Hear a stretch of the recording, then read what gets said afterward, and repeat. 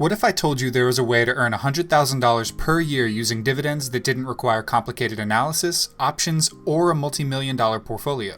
This is the allure of the dividend capture strategy, a simple method day traders use to turn solid dividend-paying companies into quick cash cows and generate massive income. Let's look into this strategy to see how it works and how you can use it to blow up your dividend income. The idea behind the dividend capture strategy is simple. Buy a stock just before they're going to pay a dividend, hold the stock just long enough to collect the dividend, then sell the stock for a net profit. Sounds easy, but the devil's in the details. Many critics of this method claim that an efficient market will price in the dividend distribution leading up to the X date and price it back out again once the dividend is paid. If this were true, a dividend capture trader would buy the stock at a higher price, collect the dividend, then sell it for a lower price equal to the dividend they just received. Proponents of dividend capture say the market is never perfectly efficient, which opens the door for profits if the trades are timed correctly. There's also a method to guarantee both the dividend capture and a full return on the share price, which we'll be covering at the end of the video, but let's not get ahead of ourselves. I made reference to the dividend X date, but there are many dates to be aware of if you're considering this strategy. First is the declaration date. This is the day the company announces how much dividend per share it will be distributing to shareholders. This is typically a few weeks to a couple months before the X date, which is the cutoff for traders to qualify for the dividend. If you purchase a stock on or after the X date, you won't qualify for the dividend. Shortly after the X date is the date of record, which is when the company compiles a list of stockholders that will receive a dividend distribution. Next is the payable date, which is when the distributions hit the accounts of the qualified shareholders. The key dates to be aware of are the X date and the date of record. You must purchase the stock before the X date and sell after the date of record in order to receive the dividend. Typically, these dates are only a couple days apart, so it's possible for you to hold a security for less than a week and still receive the dividend. Most dividend-paying stocks pay their dividends on a quarterly basis, with the total yield distributed over the 4 quarters. These stocks are great for long-term holders because of the regular income and reinvestment potential, but they're not so good for dividend capture traders because the distributions are relatively low and may not be worth the risk. Since companies that pay annual dividends have larger distributions, capture traders tend to prefer these types of stocks. Here's an example of dividend capture in the past. On April 27, 2011, shares of Coca-Cola were trading at $66.52. The next day, on April 28th, the board of directors announced a regular quarterly dividend of 47 cents, and the stock increased 41 cents to $66.93 per share. Although theory would predict that the price increase would equal the whole amount of the dividend, general market volatility plays an important part in the stock's price effect. 6 weeks later, on June 10th, the company's stock price was $64.94. This is the day the dividend capture investor would buy the KO shares. The dividend was issued on June 13th, and the share price increased to $65.12. This would be a great exit opportunity for the trader, since he would not only be eligible for the dividend but would also make a capital gain. Unfortunately, in the equities markets, this kind of circumstance is not common. Instead, it underpins the strategy's overall idea. Qualified dividends are taxed at 0, 15, or 20% of the investor's total taxable income. Dividends collected through a short-term capture technique do not fulfill the required holding criteria for the preferential tax treatment and are taxed at the investor's ordinary income tax rate. To be eligible for the preferential tax rates, the IRS states that, quote, "You must have held the stock for more than 60 days during the 121-day period that begins 60 days before the ex-dividend date." Taxes significantly reduce the possible net benefit of the dividend capture approach.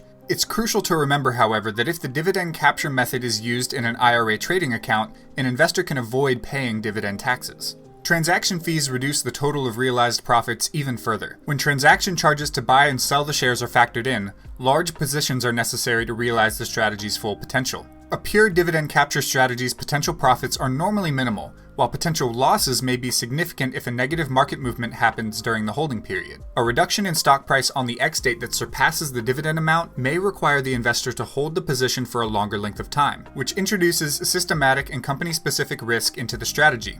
Any potential profits from the dividend capture strategy might be swiftly eliminated by adverse market fluctuations. To reduce these risks, the approach should concentrate on short-term ownership of major blue-chip businesses. One way to avoid incurring losses from a drop in the stock price on the X date is to use a stop limit order to execute trades after the dividend has been paid. A stop limit order is a type of trade that only occurs at a specific price. The stop order triggers the trade once the stock has reached a certain threshold, and the limit order guarantees the trade settles at or above a given price, else the trade is canceled. The strategy then is simple. Buy the stock at a certain price, collect the dividend, then set a stop limit order for the price at which you bought the stock. The key assumption here is that the stock will eventually climb back to the price you bought it at, which isn't always guaranteed. This would work best with large blue chip stocks that have large trading volume and relatively high volatility, but a sudden downturn can wipe out any potential gains very quickly. So how much could you potentially earn using dividend capture? Let's assume everything goes well and you're able to earn an average 1.5% dividend yield and sell each stock at the same price you bought it at. For my brokerage account, there are no fees associated with placing trades online so long as the stock is not traded on a foreign exchange and meets a few other requirements. Let's also assume a 15% tax rate on the income earned through dividends.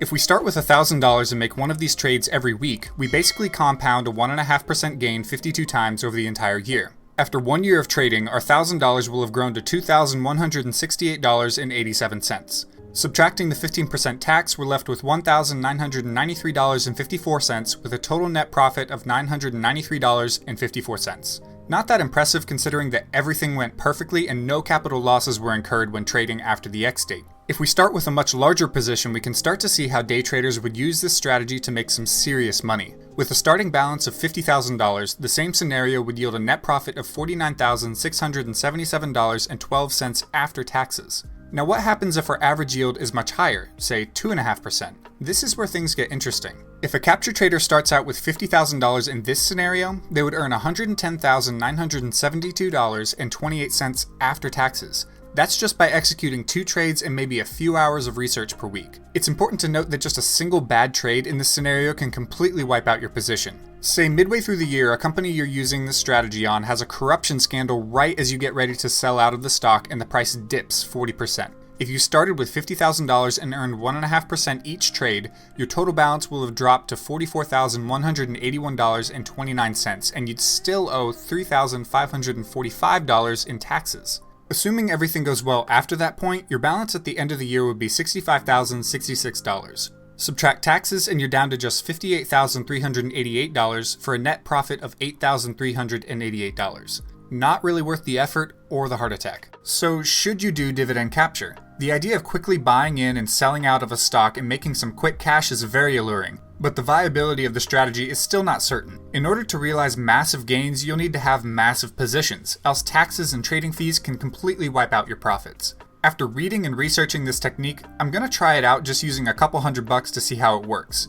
If I'm able to turn a profit, I'll probably just keep reinvesting it using the same method and see how far I can take it. I'll definitely keep you posted on the progress in future videos. If you're not willing to do the research on potential companies and keep up with trades at least on a weekly basis, I'd stay clear of this strategy. If your main goal is saving for retirement or building passive income to quit your job, steer clear. This method is only for people with an appreciable tolerance for risk and not for those looking for long-term buy and holds. For most people, sticking with the tried and true strategy of buying large, high-quality companies with strong dividend history and growth is the best way to go. I hope you enjoyed our foray into a trading method I've seen only a few people talk about. Investigating the topic was interesting to me, and I hope you got something useful out of it. If you did, hit the subscribe button and turn on notifications for more videos on dividend stock analysis and other dividend trading strategies. Drop a like and leave us a comment to let us know what you think. As always, thank you so much for watching, stay safe, and take it easy.